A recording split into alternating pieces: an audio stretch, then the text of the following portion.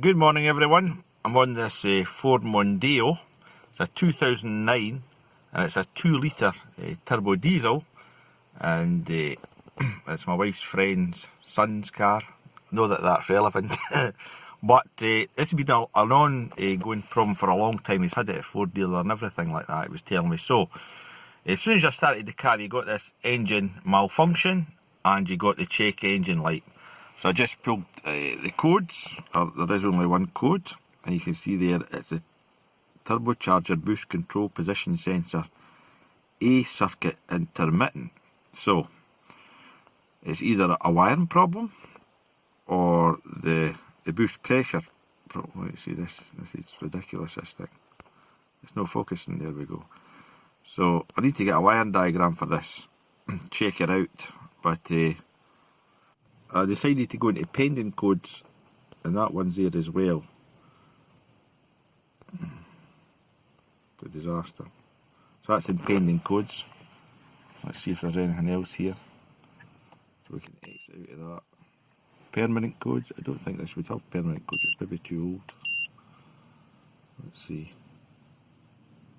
No. I think it's got to be, is it 2013 above to have permanent? Is that mode 10 they call that for permanent codes? So, going to previous menu, view the freeze frame.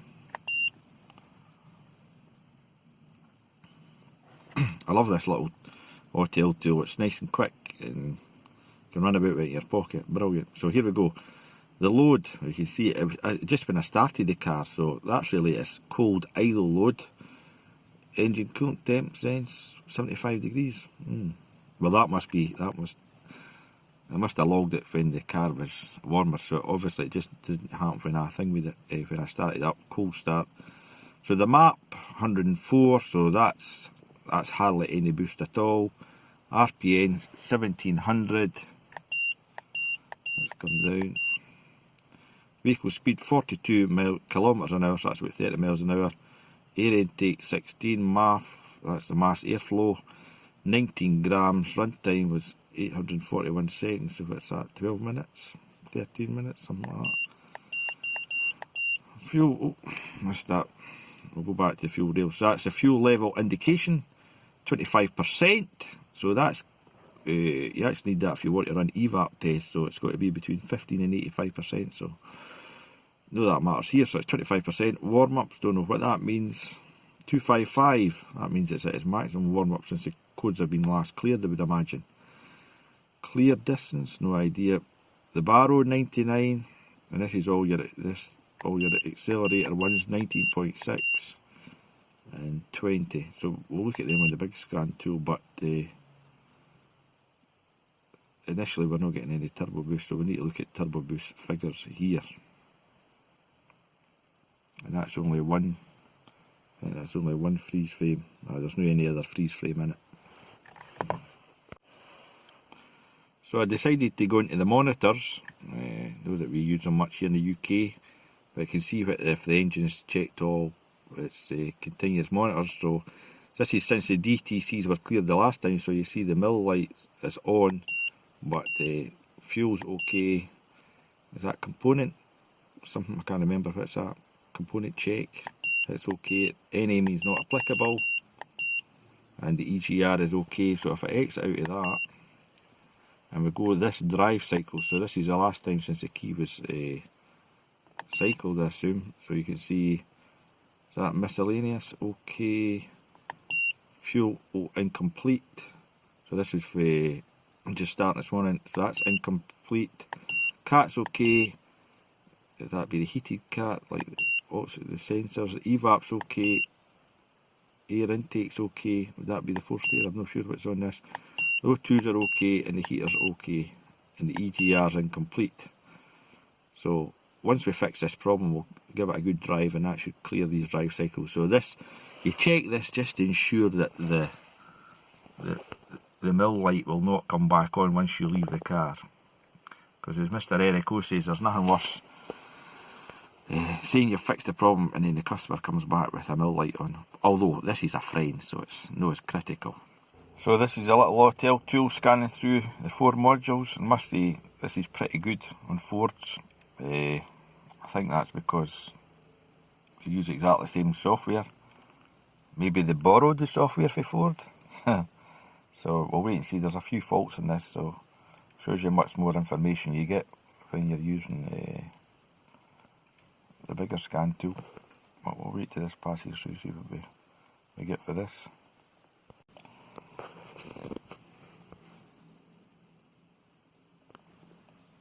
So that's the scan finished. So if you want to look at all the codes rather than going into every individual module, you hit this report button and you can save this as a PDF. So need to focus this camera. So there we go. So we'll just scroll down. See, you can hardly do two things at once. So there's, oh man, stay still. 3 codes that have came up. So the turbocharger, supercharger, boost control, A position out of learning limit, engine oil deteriorated, and turbo boost control position sensor intermittent. So we knew about some of the codes. So we're now in the ABS 12 volt supply circuit. And control module inappropriate shutdown, whatever that means. So it was 2 codes. Then it's instrument control panel, invalid data received from the ABS, invalid data received from vehicle dynamic module, and maybe it's had battery problems here, don't know. Then DTC for the body control module, see that up there, right hand low beam circuit.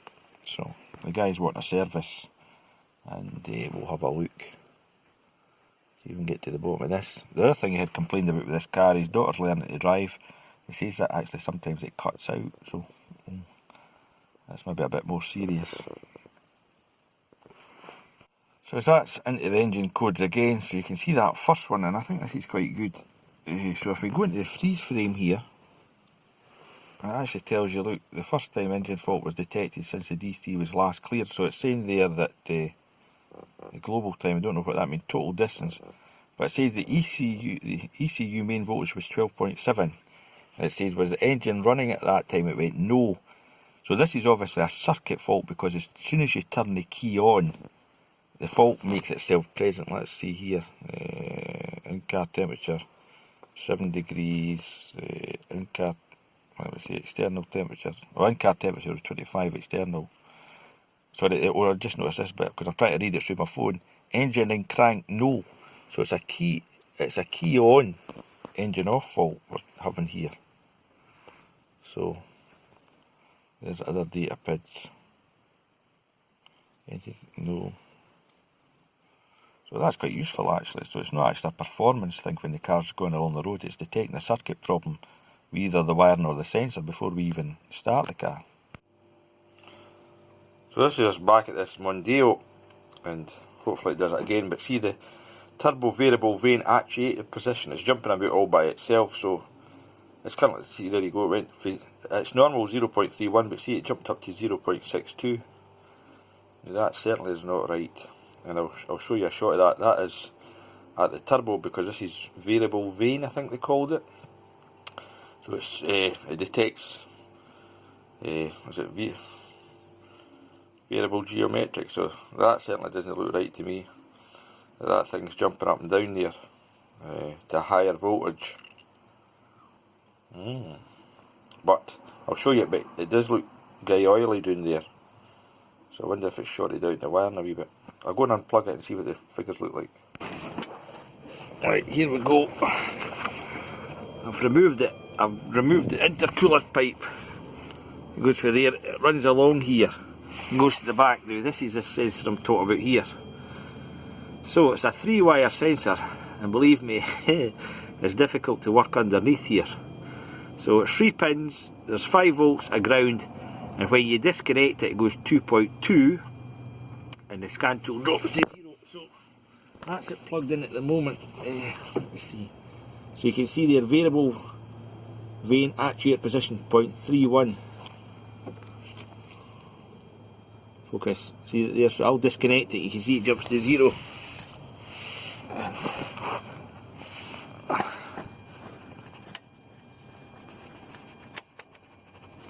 man. Where's the torch gone?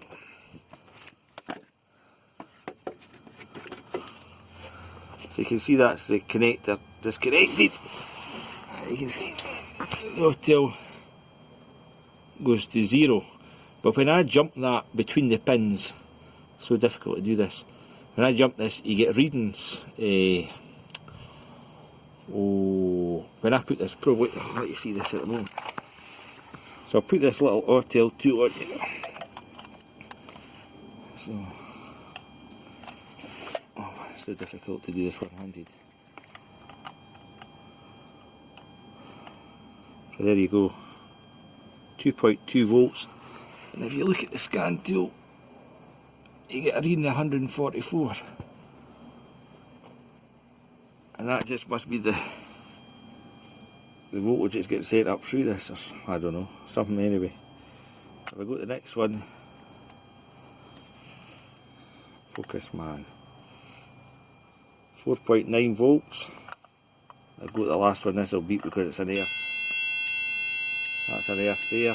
I'll come back again. 4.9 volts, and this will be the bias, I assume. 2.2 volts. Now, is that a good bias? I don't know.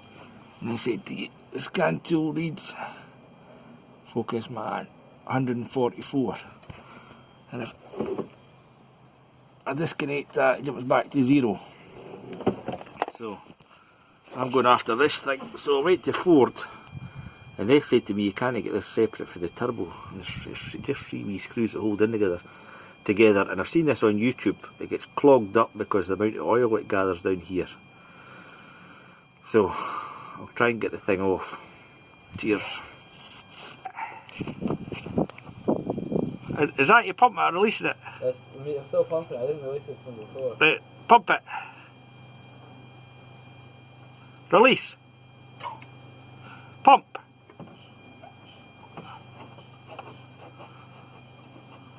Release.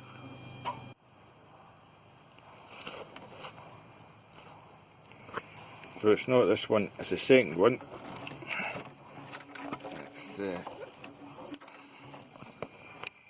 It's the first pipe, it's the pipe that goes down in the U shape. You can feel it going along at the back there. So it's the first, finally managed to get that thing out. So what you do is, it's just a potentiometer. You just push it back and forward, and when you push it all the way in, I don't know if these readings are right or no, it goes to 0, and when you let it out, it sits at 0.31, but sometimes it sticks and goes to 0.62. I just had it out there in the scan tool, but that's it. That's out anyway. It's 3 wires. It's the purple wire that's has a signal in it, so I'll show you on the scope. And that's it there. It's a wee bit sticky near the bottom. It's been probed onto the top, so I'll keep you on the scope. Let you see what this looks like. I'll just go in and out. You see, that's a nice looking waveform. No any dropouts or glitches, but as I said, it's just a wee bit sticky near the bottom. And sometimes it doesn't go back to that voltage there.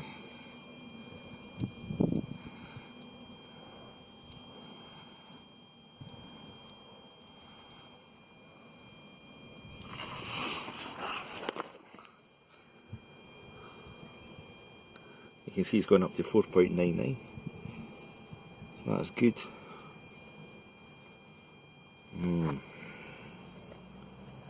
I'll refresh the numbers. We'll go over back to 0 and I'll hit that key.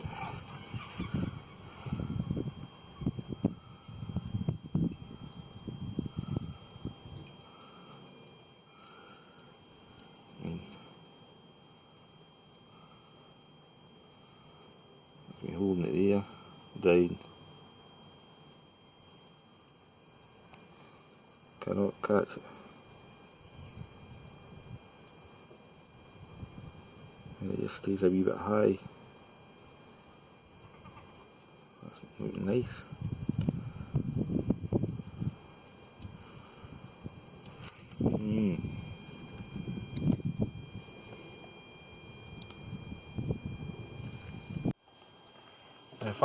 If I use this pump and pump it up, you can see these figures changing.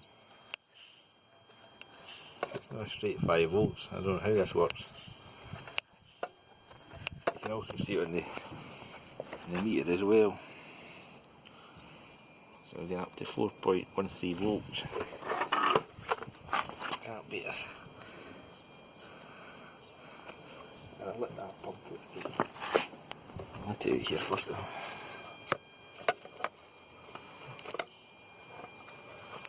And that's the maximum.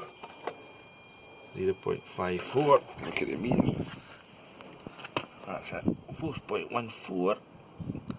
I'll let that go. You can see if it pops back to 31. How's it going? 31. Look at the voltage. 0.01. So it is sticking sometimes. I wonder what 0.62 is. It's just a little bit. So me mucking about with that sensor has finally generated that code. So that makes me feel a lot better. That is the sensor. So you can see it's turbo supercharger, boost control, A position out of learning limit. So definitely we're on the right track here. But how do you ever get rid of this engine oil deteriorating? Because I can't see it within the scan tool, nor can I see anything within the which you can correct that one. I don't know how we get rid of that. Anyway, we're on the right track. That came back after mucking about with it. There we go. So I gave the car a run and I switched it back off, and then that's been taken out again. So you can see I'm using a little hotel tool. Brilliant. So DTC 0, pending 0, and you can see all the monitors have run. So have they all run? I think they have all run.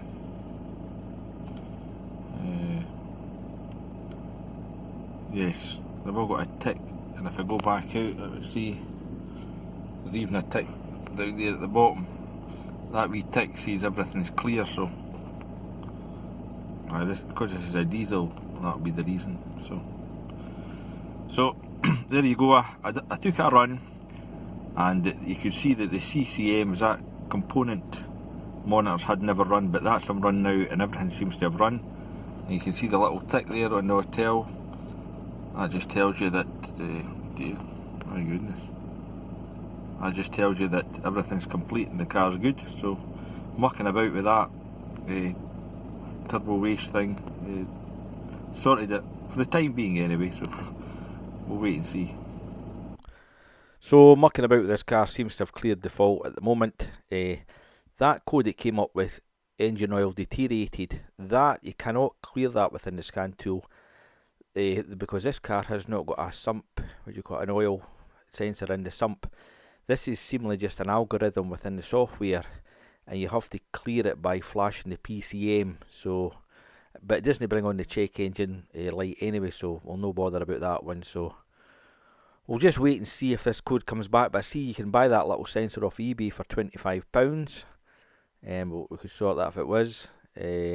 But all in all, the thing's driving a lot better. It's out of limp home mode now, and you should get better miles to the gallon with it. So it was quite chuffed with that one, because I'd been into Ford and they had no fault found, but I think they had actually been at the wires when you had seen it. But anyway, hope you enjoyed it. Cheers.